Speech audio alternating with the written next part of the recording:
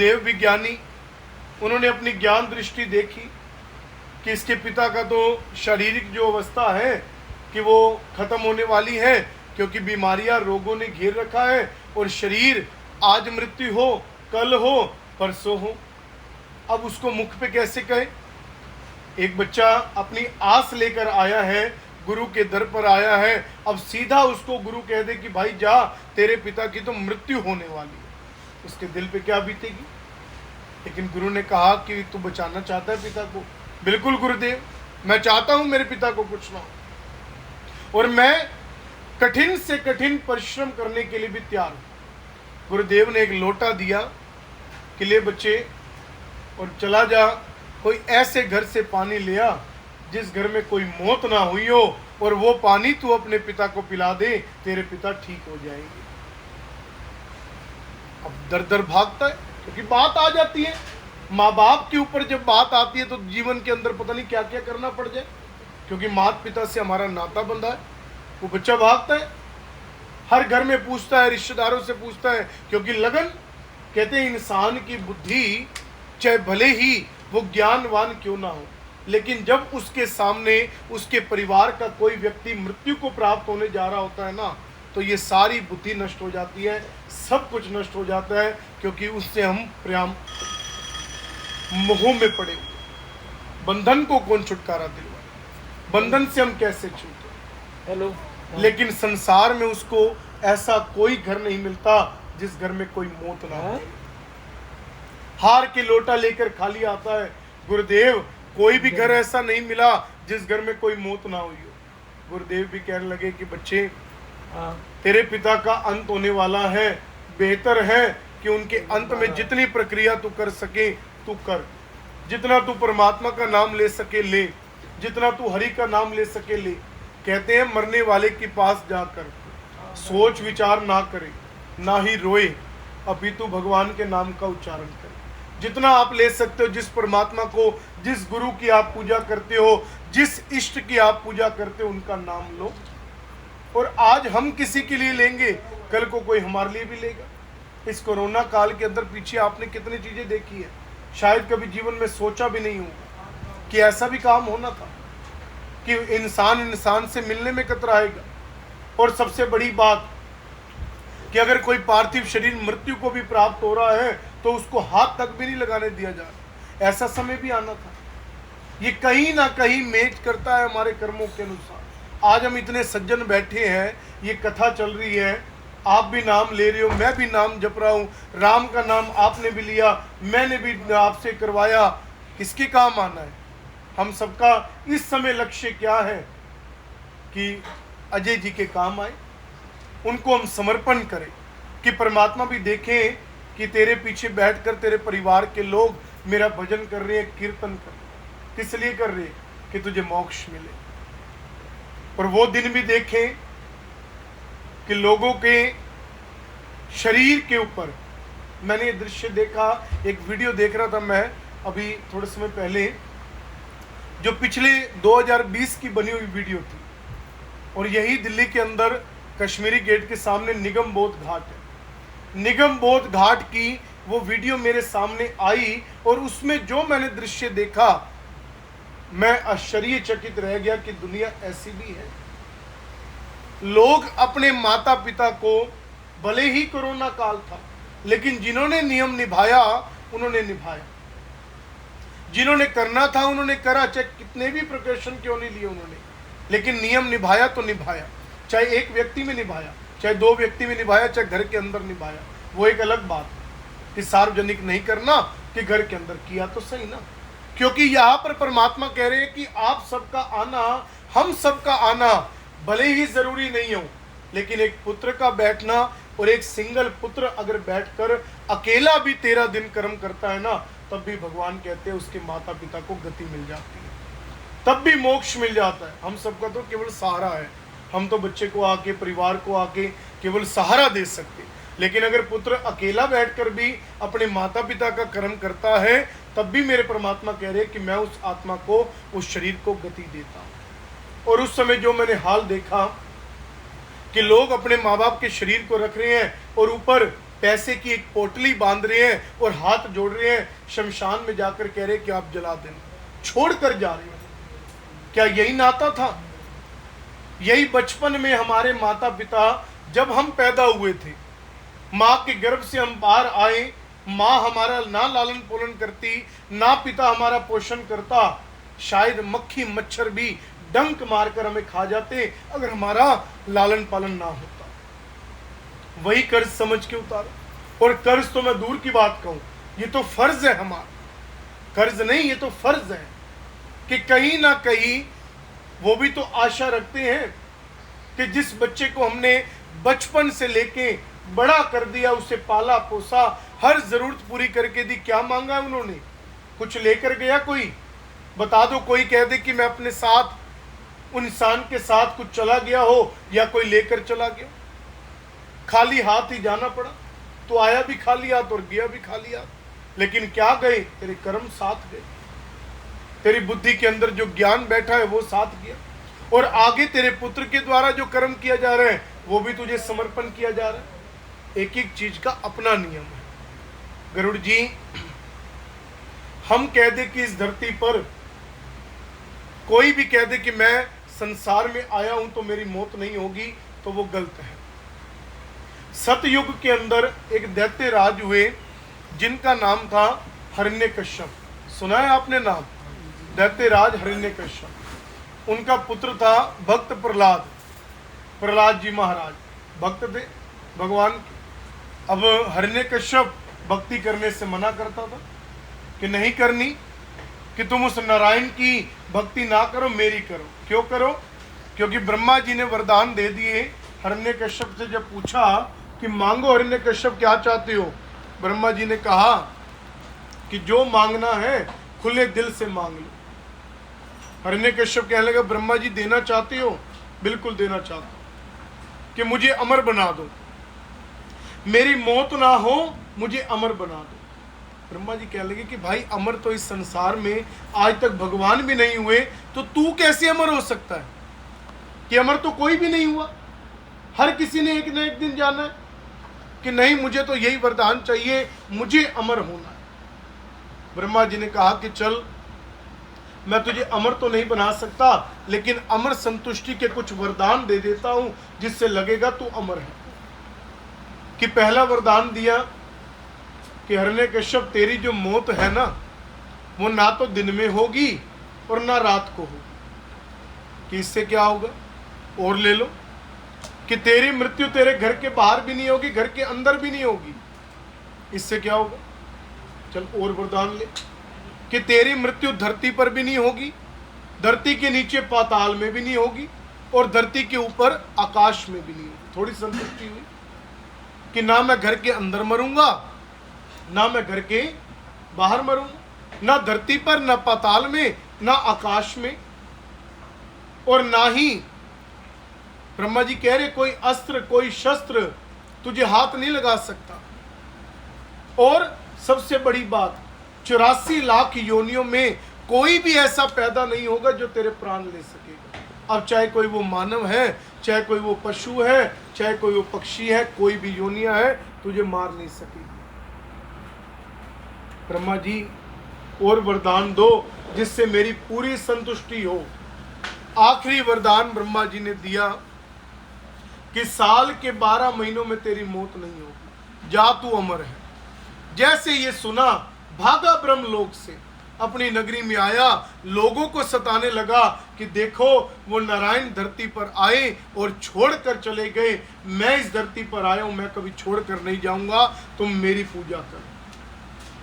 भक्त शिरोमणि प्रहलाद जी महाराज एक दिन खड़े हैं। उन लोगों के लिए विशेषकर है ये बात जो लोग ये कहते हैं ना कि ये जो एक पत्थर की मूर्ति है, पत्थर की मूर्ति में भगवान रूप में हमने माना है, या कोई तस्वीर लगी है, उस तस्वीर में क्या परमात्मा है, या इस पत्थर की मूर्ति के अंदर क्या भगवान है, क्या परमात्मा बैठे हैं इसके अंदर? आज तो फिर भी कलयुग है, इस कलयुग में तक लोग बातें बना सकते हैं, लेकिन उस युग के अंदर भी, सतयुग के अंदर भी ये बात हुई। प्रहलाद जी महाराज खड़े हैं और हिरण्यकश्यप खड़ा है।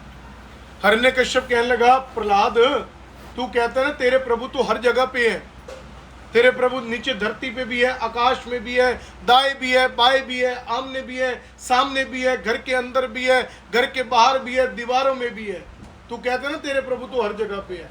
आज मुझे बता, आज मैं तुझे आखिरी मौका देता हूं, मैं तुझे रस्सी से बांधता हूं इस महल के खंबे से।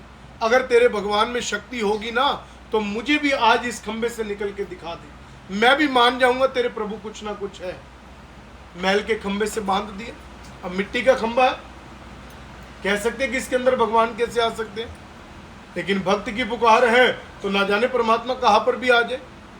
वही बात बनी, प्रहलाद जी ने पुकारा, उसी खंबे से मेरे प्रभु निकल के आ गए। नरसिंह अवतार लेकर मेरे भगवान इस धरती पर आ गए। कोई कह दे कि पत्थर के अंदर भगवान होते हैं, कहां से आए प्रभु फिर बताओ।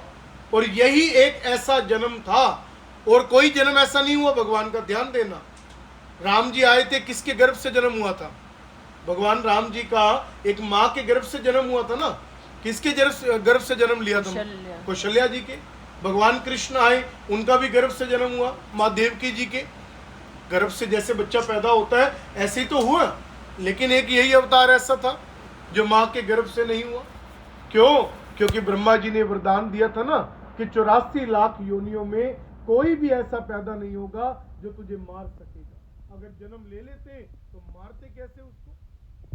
इसलिए ये प्रकट हुआ अवतार था, किसी माँ के गर्भ से हुआ ये अवतार नहीं, प्रकट हुआ।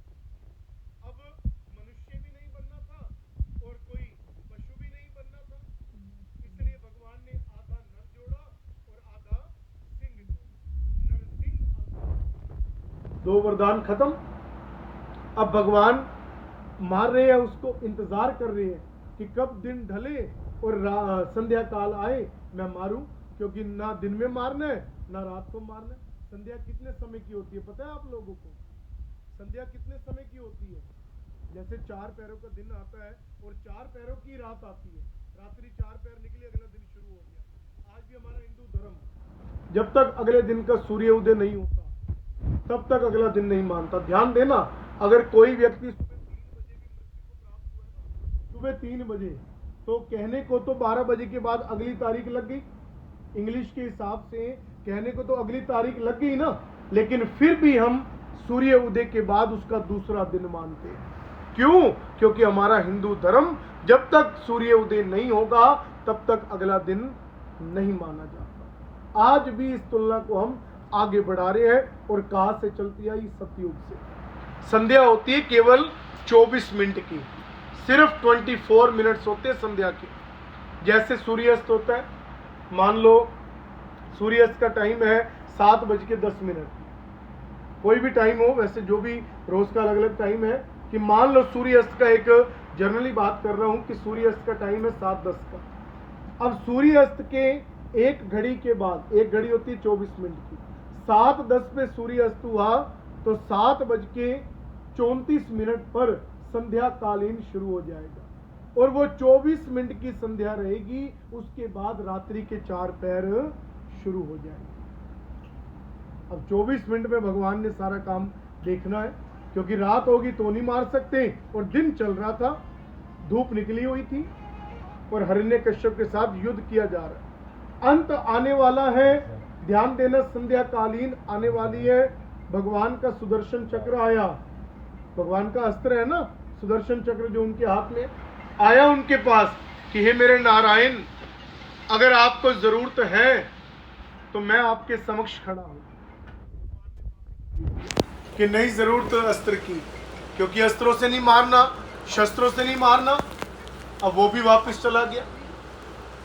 अंत समय आया, संध्या कालीन आई, भगवान को वरदान याद आ रहे हैं कि ना तो अब इसको घर के बाहर मारना है ना घर के अंदर मारना है। घर की चौखट पर मेरे प्रभु बैठ गए।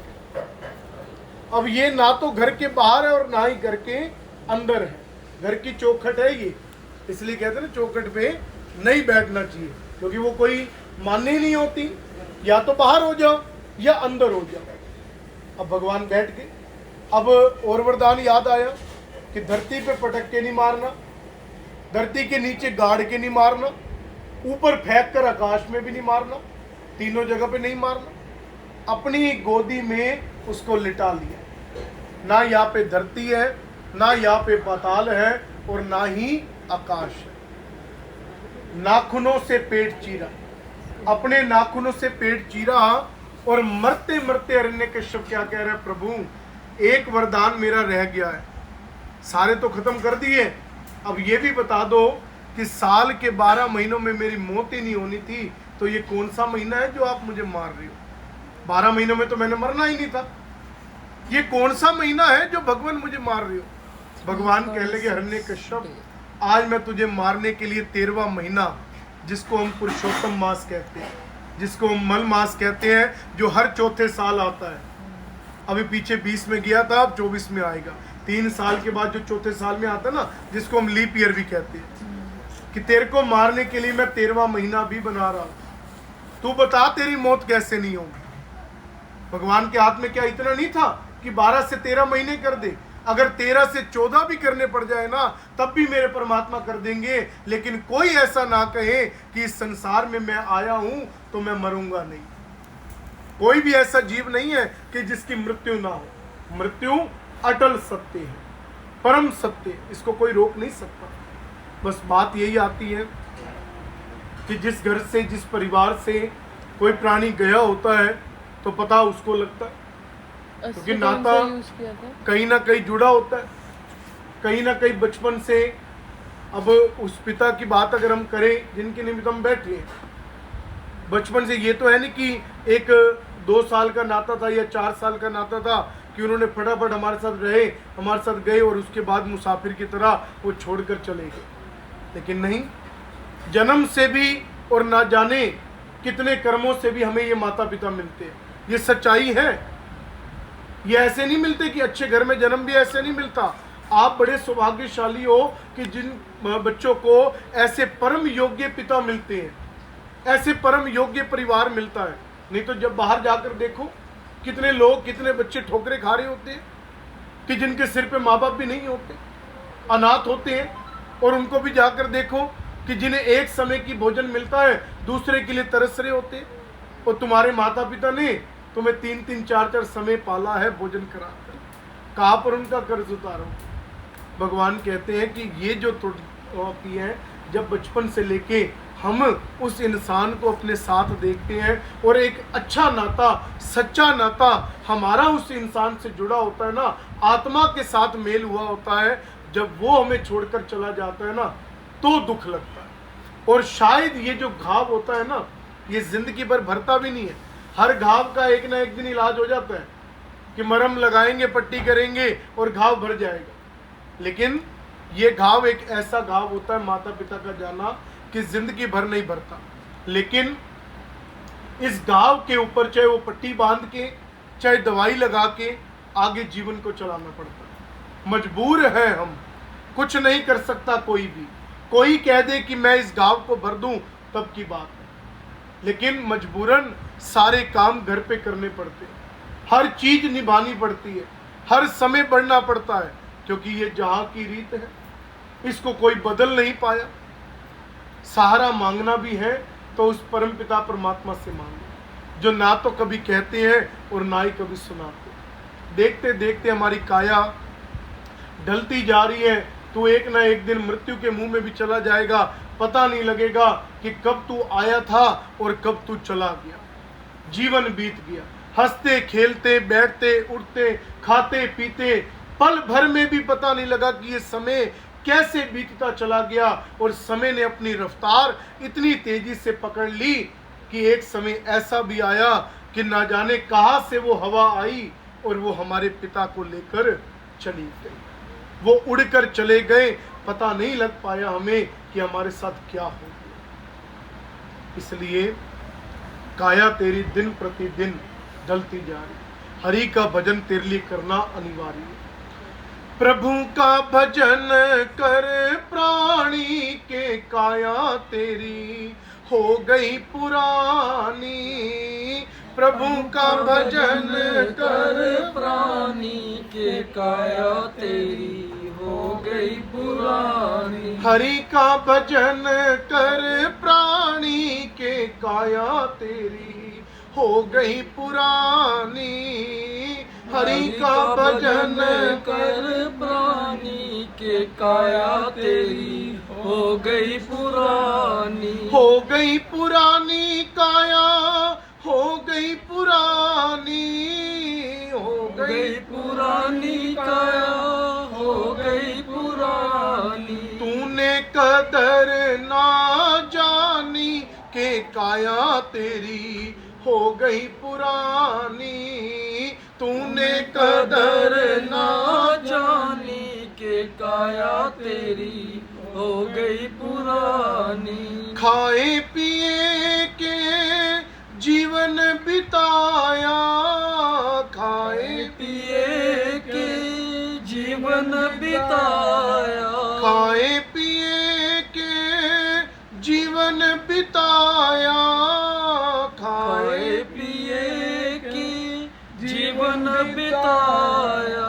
ये तन तेरे काम न आया, ये तन तेरे काम न आया। हो गई खत्म कहानी के काया तेरी हो गई पुरानी। हो गई खत्म कहानी के काया तेरी हो गई पुरानी। प्रभु का भजन कर प्राणी के काया तेरी हो गई पुरानी। प्रभु का भजन कर प्राणी के काया तेरी हो गई पुरानी। राम नाम है हीरा मोती, राम नाम है हीरा मोती। राम नाम है हीरा मोती, राम नाम है हीरा मोती। जिससे तेरी मुक्ति होती, जिससे तेरी मुक्ति होती। ना बन तू अभिमानी के काया तेरी हो गई पुरानी। ना बन तू अभिमानी के काया तेरी हो गई पुरानी। प्रभु का भजन कर प्राणी के काया तेरी हो गई पुरानी। प्रभु का भजन कर प्राणी के काया तेरी हो गई पुरानी। हो गई पुरानी काया, हो गई पुरानी, हो गई पुरानी काया, हो गई पुरानी। तूने कदर ना जानी के काया तेरी हो गई पुरानी। तूने कदर ना जानी के काया तेरी हो गई पुरानी। हरि का भजन कर प्राणी के काया तेरी हो गई पुरानी। हरि का भजन कर प्राणी के काया तेरी हो गई पुरानी। प्रभु का भजन कर प्राणी के काया तेरी हो गई पुरानी। प्रभु का भजन कर प्राणी के काया तेरी हो गई पुरानी। बोलो वाके बिहारी लाल की। आगे चलते हुए भगवान कहते गरुड़ जी, फूलों को चुनकर जब बच्चा गंगा जी के अंदर उन फूलों को ले जाता है अपने माता या पिता की अस्थियों को, जैसे ही हवा गंगा के पानी को छूकर उस मृतक की आत्मा को छूती है तो तुरंत उसके सारे पाप नष्ट हो जाते हैं। वो भी जाने अनजाने में अगर कोई गलती भी रह गई हो तो माँ गंगा उसे शीतल बना देती। पूर्व युग के अंदर एक राजा भगीरथ हुए, उनकी ये देन है माँ गंगा। राजा भगीरथ, वैसे मैं आपको बताऊं, राम जी के ये पूर्व में दादा भी लगते थे। जैसे हम परदादा कहते हैं ना, शक्कर दादा परदादा, राम जी के ये वो भी लगते थे। सूर्य वंश के राजा थे, राजा भगीरथ। सतयुग के अंदर खड़े हैं और कोई ऐसी चीज नहीं जिससे मोक्ष मिले। प्रार्थना की भगवान से, आराधना की कि प्रभु कुछ मांगना चाहता हूं। भगवान विष्णु कहने लगे मांगो। राजा क्या चाहते हो? कि भगवान आपके चरणों में जो गंगा मैया बह रही है ना, आप इस गंगा को धरती पर भेजो। ध्यान देना, ये गंगा सीधी धरती पर नहीं थी, भगवान के चरणों में थी। आरती में हम गाते नहीं है, चरणों से निकली गंगा प्यारी जिसने सारी दुनिया तारी। कि प्रभु आप इस गंगा को धरती पर भेजो, इससे लाखों करोड़ों मनुष्यों का उद्धार होगा। भगवान कह लगे ठीक है राजा, मैं गंगा को भेजने के लिए तैयार हूं, लेकिन गंगा का प्रकोप, गंगा का भार इतना है, क्या ये धरती गंगा के भार को उठा सकती है? तो राजा कह लगा प्रभु मुझे बताओ मैं क्या करूं? कि आप देवों के देव महादेव की आराधना करो, वही इस बात का हल निकालेंगे। अब राजा ने भोलेनाथ की तपस्या शुरू कर दी। बैठकर की, नहीं आए। अब खड़े होकर तपस्या की, तब भी नहीं आए। अब राजा ने दोनों हाथ उठा लिए, तब भी भगवान नहीं आए। अब राजा ने एक पैर भी उठा लिया, अब पैर के अंगूठे पर राजा खड़ा है। बारिश है, सर्दी है, हवा है, गर्मी है, लेकिन राजा तपस्या में लीन है। जब ये देखा भोलेनाथ ने तो नहीं रहा गया और सीधा राजा के पास दौड़े चले आए। मेरे प्रभु भगवान शंकर सामने आकर खड़े हो गए। बोलो शंकर भगवान की जय। कि राजा मांगो क्या चाहते हो? राजा कहने लगे प्रभु गंगा जी इस धरती पर आने के लिए तैयार है और भगवान विष्णु भी भेजने के लिए तैयार बैठे, लेकिन गंगा का भार, गंगा का प्रकोप इतना है, ये धरती गंगा के भार को नहीं उठा सकती। प्रभु कुछ करो। भगवान कहने लगे राजा चिंता ना करो, जैसे गंगा ब्रह्मलोक से आएगी मैं उस गंगा को संभालूंगा। वही बात बनी।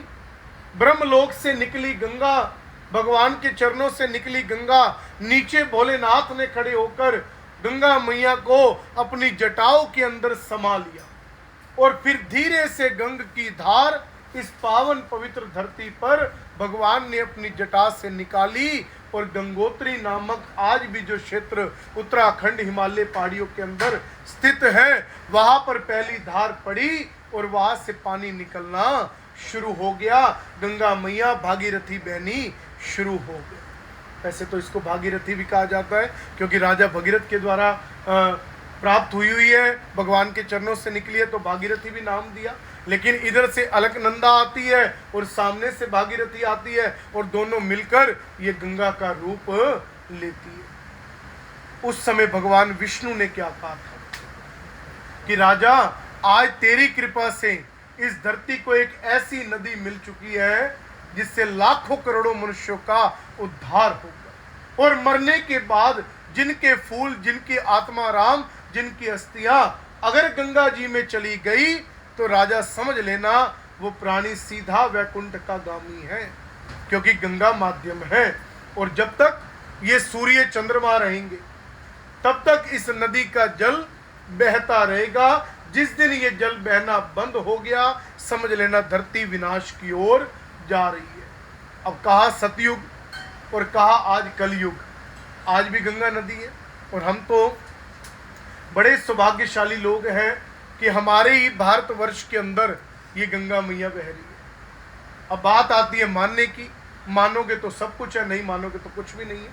मुझे आज भी बात याद आती है, पीछे आज से चंद वर्ष पहले की बात है, उस समय यूएसए के राष्ट्रपति होते थे बराक ओबामा। आज भी मैं ये बात गंगा सफर रजिस्टर की किताब में पढ़ता हूँ तो मुझे देखकर सुनकर भी बड़ा अच्छा लगता है और हमारे हिंदुओं को सबको सुनकर बहुत अच्छा लगेगा। तो वहाँ पर वो हरिद्वार आए, भारत भूमि पर आए, तो वो हरिद्वार गए। हरिद्वार की पावन भूमि पर जैसे उन्होंने जाकर पूजा की, अर्चना की, जो भी उस समय वहाँ के ब्राह्मणों ने या जिसने भी करवाई होगी, तो जब वो जाने लगे ना तो ब्राह्मणों ने कहा कि हम आपसे एक आग्रह करते हैं कि थोड़ा सा गंगा जल आप साथ लेकर जाओ। जैसे हम लोग जाते हैं तो गंगा जल की कैनी भरी और घर ले आए कि जब जब जरूरत पड़ेगी पूजा में, अर्चना में, तो गंगा जल काम आएगा। तो उन्होंने कहा कि मैंने अभी कई देशों की यात्रा करनी है और ना जाने मैंने कहाँ जाना है। तो मैं इसे अगर साथ लेकर घूमेगा, अब मुझे वापस अपने घर तो अगले महीने जाना है, पूरा 1 महीना मुझे घूमना है, तो ना जाने ये खराब ना हो जाए। लेकिन वहाँ के ब्राह्मणों ने कहा कि आप इसे अपने साथ रखो और लेकर जाना, ये खराब नहीं होगा। उन्होंने कहा पक्का, ठीक है, ये नहीं होगा। अपने साथ उन्होंने गंगा जल की वो कैनी रख ली। विभिन्न देशों में वो घूमे, कहीं पर टेम्परेचर क्या है, कहीं पर क्या है, परमात्मा जाने। जब वो अपने वापिस घर की ओर प्रस्थान हुए, वॉशिंगटन के अंदर बैठे हुए थे और उनका ट्वीट आया था। उस समय ये नरेंद्र मोदी जी नए प्रधानमंत्री बने थे, तो उनका ट्वीट आया कि मेरी तरफ से अमेरिका के खजाने से 11 करोड़ रुपए गंगा सभा रजिस्टर्ड को प्रदान करो। क्यों? क्योंकि ये जल खराब नहीं है। बाहर के विदेशी लोगों ने भी इस बात को फॉलो करना शुरू कर दिया कि भारत भूमि पर एक नदी बहती है तो वो तो माँ का दर्जा देते हैं। भारत के लोग माँ रूपनी मानते हैं, तो हम क्यों ना माने। जब बाहर के लोग भी इस बात को मानना शुरू हो गए तो हमारा तो ये धर्म भी बनता है, हमारा तो ये फर्ज भी बनता है कि हम उस माँ जगजननी के आगे नतमस्तक हो। और परमात्मा क्या कह रहे कि मरने के बाद जिनके फूल, जिनकी अस्थियां गंगा जी में चली जाती है, उन्हें मृत्यु लोक में कभी वापस नहीं आना पड़ता। इस आवागमन के चक्कर से भी वो छुटकारा पा जाते हैं कि ना ही जन्म लेंगे और ना ही मृत्यु होगी, मोक्ष मिल जाएगा। मोक्ष का मतलब कि आज के बाद उस इंसान का 84 लाख में जन्म नहीं होगा, चाहे वो मानव योनि भी क्यों ना हो।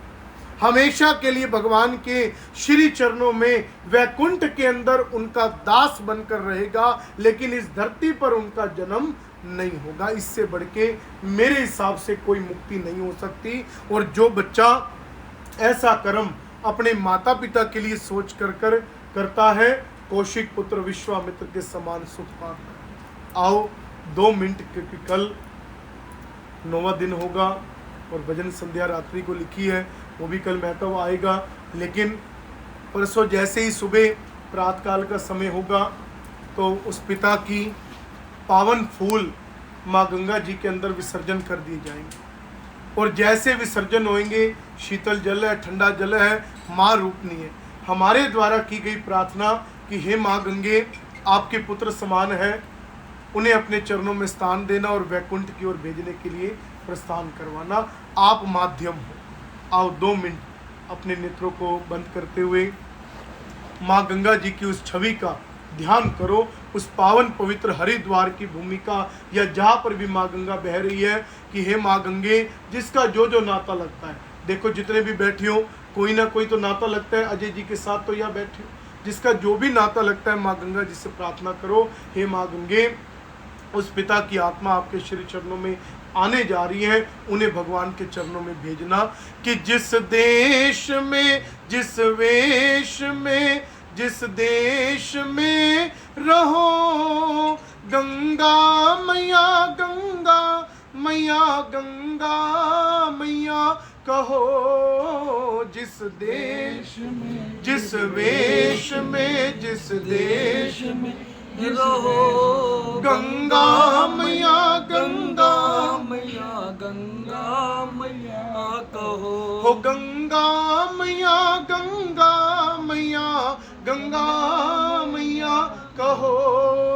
गंगा मैया, गंगा मैया, गंगा मैया कहो। तेरी जय हो गंगे मैया, तेरी जय हो गंगे मैया, तेरी जय हो गंगे मैया, तेरी जय हो गंगे मैया। हो तेरी जय जय गंगा मैया, तेरी जय जय गंगे मैया, तेरी जय जय गंगा मैया, तेरी जय जय गंगा मैया। जिस देश में, जिस वेश में, जिस देश में रहो, गंगा मैया, गंगा मैया, गंगा मैया कहो। जिस देश में, जिस वेश में, जिस देश में रहो, गंगा मैया, गंगा मैया, गंगा मैया कहो। गंगा मैया कहो, गंगा मैया गंगा मैया गंगा मैया कहो। बोलो मात्र गंगा तेरी सदा ही सत्य सनातन धर्म की जय। तो माँ गंगा जी से प्रार्थना, माँ गंगा जी से विनती करनी भी जरूरी है, क्योंकि वो प्रेत आत्मा उन्हीं के माध्यम से परम पिता परमात्मा के श्री चरणों में स्थान प्राप्त करेगी। माँ गंगा जी माध्यम है, उनका माध्यम होगा तो हमारा धर्म बनेगा। उस गंगा किनारे भी जाकर जब पावन फूलों को माँ की गोद में डालेंगे तो उनसे प्रार्थना याचना करना, ये हम सब का धर्म बनेगा, कि जिससे उनको आनंद और ठंडक मिले। क्योंकि शीतल जल है, ठंडा जल है माँ गंगा जी का, उनकी आत्मा को भी ठंडक मिलेगी और अमर संतुष्टि उनकी होगी। देखो बात वही आती है, अभी मैं जब पूर्व परसों कथा करने आया तो संजय जी सदेवा साहब बैठे थे अंदर, तो उन्होंने मुझे बड़ी अच्छी बात कही कि दिल को छूने वाली वो बात थी अजय जी के प्रति। अच्छे लोग जाने के बाद भी याद आते, कोई भूलता नहीं। कहते कबीरा जब हम पैदा हुए जग हंसा तू रोया, लेकिन ऐसी करनी कर चलो तू हंसे जग रोए। तू ऐसा कर्म करके जा, तेरे पीछे जाने के बाद दुनिया रोए कि बहुत अच्छा व्यक्ति था, कि इसकी तुलना मैं किसी के साथ भी नहीं कर सकता। चाहे मेरे आगे कोई सोने की ढेरी भी लगा देगा ना, तब भी मैं नहीं कर सकता उस इंसान की तुलना जिसने जीवन भर मेरे साथ अच्छा किया, जीवन भर जिसने दूसरों के साथ भी अच्छा किया। कि चलो मेरे साथ तो कोई नाता था या हमारे साथ कोई नाता था, जिस व्यक्ति ने एक दूसरों के प्रति भी भावना रखकर अपने परम पिता परमात्मा के चरणों में नतमस्तक होते हुए अपने शरीर को भी नियम अनुसार करके अपने जीवन को भी सार्थक बनाया, तो ऐसे लोगों की तो परमात्मा भी जय जयकार करते। ऐसे लोगों के लिए तो भगवान भी कहते कि तेरे मेरे द्वार खुले हैं और आप प्रवेश करो, क्योंकि तूने हर चीज सामर्थ्य के अनुसार की। जैसे कि मुझे अब देखो बात एक छोटी सी है लेकिन बड़ी नहीं है, मैं कह इसलिए रहा हूँ क्योंकि मुझे बहुत अच्छी लगी कि उन्होंने बताया कि हमारे पिताजी मतलब फादर इन लॉ साहब संजय जी के, जो अजय जी के पिताजी थे, हिमांशु जी के दादाजी, कि हमारा बहुत बड़ा मुर्गी फार्म होता था हिसार के अंदर, और अजय जी को अगर कहते थे ना कि अंडे जो है वो टोकरी में डालो, तो वो लाठी का सहारा लेते थे, हाथ भी नहीं लगाते थे, पैर के अंगूठे से, कि मैं इसको हाथ भी नहीं लगाता। इतना कर, इतना धर्म, कहाँ पर हम उसकी तुलना करें और किस से करेंगे? शायद इस दुनिया में कोई भी ऐसा नहीं होगा जो उनका स्थान प्राप्त कर पाए, और ना ही कोई बन पाएगा। इसलिए कहते हैं ना, अच्छे व्यक्ति की तो जाने के बाद भी हर कोई याद करता। और मुझे भी उस समय याद आता है, मैं एक बार बैठा था और मैंने कहा ठीक है अलवादी साहब मैं चलता हूँ, आज्ञा दो। कि लेकिन नहीं पंडित जी, आज्ञा मैं कौन होता हूँ देने वाला? आप ब्राह्मण हो, भले ही आप छोटे हो, लेकिन ब्राह्मण की पोस्ट पे तो हो, तो मेरा धर्म बनता है कि मैं नतमस्तक हूँ आपके आगे, मैं हाथ जोड़ूं कि आप हमें आज्ञा दो कि आपका कार्य सफल हो। मैं नहीं हूँ आपको आज्ञा देने वाला। तो ऐसी सोच, ऐसी दृढ़ता शायद ही इस दुनिया में अगर मिलेगी भी ना, तो वो 100 में से 1% मिलेगी, और वो भी कहीं ढूंढने पर, पता नहीं कहाँ ना जाने कहाँ बैठे होंगे, लेकिन हर कोई ऐसा नहीं हो सकता कि जो इस बात को समझ सके। कहीं ना कहीं वो मेल था उस परमात्मा का कि इतना ही समय हमारे साथ बिताना था। लेकिन फिर भी मैं यही कहूँगा परिवार को कि गुरबानी भी कहती है कि तेरा भाना मीठा ना, कि मानना पड़ता है। मानना इसलिए पड़ता है क्योंकि कोई चारा नहीं, मुड़ के तो नहीं आएंगे, लेकिन फिर भी उनकी यादों के अनुसार। और मैं हिमांशु जी को ज़रूर आग्रह करूंगा कि अपने पिता के दिखाए रास्ते पर, सबसे अच्छी बात है ये, परमात्मा भी इस चीज़ को कहते हैं कि जिस बच्चे ने अपने माँ बाप को फॉलो कर लिया, समझ लेना उसका बेड़ा पार है, उसका भी जीवन सार्थक है। कि उनके दिखाए रास्ते पर, उनके द्वारा जो जो कर्म वो करते थे, उनको निभाते हुए अपने जीवन को, अपने परिवार को सहारा भी देना है, हिम्मत भी देनी है, ताकि वो ऊपर बैठे हुए भी प्रसन्न रहे कि शायद मैं दुनिया में नहीं हूँ, लेकिन मेरा बच्चा मेरे दिखाए रास्ते पर चल रहा है और मेरे आगे कर्म को बढ़ा रहा है। कितनी अमर संतुष्टि होगी उस जीव की, सोच सकते हो आप? अभी तो आप धरती पर बैठे हो और ये विचार कर रहे हो कितने प्रसन्न उनकी आत्मा होगी ऊपर बैठे हुए, जब वो अपने परिवार को ऐसे हंसता हुआ देखेगी और कर्म करता देखेगी कि मेरा बच्चा मेरे नियम को आगे बढ़ा। धार्मिक रूप, धर्म के प्रति चलकर, आस्था रख के, माता पिता की, बड़ों की, परम पिता परमात्मा की, गुरुजन की, जो भी आपके इष्ट हैं उनकी आराधनाएं करके अपने जीवन को बिताना, यही आपका परम धर्म बनेगा। और मैं देखो विभिन्न जगह पर कथा करता हूँ, लेकिन कहीं पर भी मैं ये बात नहीं कहता, क्योंकि जहाँ मुझे लगता है मैं वहाँ इस बात को ज़रूर कहता कि भगवान, मेरे गुरु ने मुझे कहा था कि जब आप ये कथा सुनाओगे ना, तो इस कथा को सुनाने का चौथा हिस्सा फल आपको भी मिलता है, क्योंकि दुनिया को आग्रह किया। लेकिन आज मैं व्यासपीठ से आज ही मैं आपको इस बात को कह रहा हूँ, शायद कथा के समापन में मैं ना कह पाऊँ, लेकिन आज पहले ही मैं इस बात को कह रहा हूँ, क्योंकि होने के बाद तो हर कोई कर देता है, लेकिन मैं बीच में ही कथा को ये बात कह रहा हूँ आपके समक्ष इस व्यासपीठ से कि परमपिता परमात्मा की इस कथा को सुनाने का जो फल मुझे भी देना है ना, वो सारा का सारा उस नेक आत्मा को देना, जिस नेक इंसान ने इतनी सोच रखी अपने परिवार के प्रति, अपने धर्म के प्रति, एक इंसान होने के नाते और एक इंसानियत के नाते जिसने कर्म निभाया, चाहे वो अपनी पत्नी के साथ जीवन हम सफ़र निभाकर, चाहे वो बच्चों के साथ जिंदगी बिताई, वो सारा का सारा फल उस नेक आत्मा को समर्पण करना और उन्हें अपने चरणों में स्थान। बोलो बाके बिहारी लाल हरे राम राम राम हरे हरे, हरे राम राम राम हरे हरे, हरे कृष्ण कृष्णा कृष्णा हरे हरे, हरे कृष्ण कृष्णा कृष्णा हरे हरे। बोलो बाके बिहारी लाल की जय।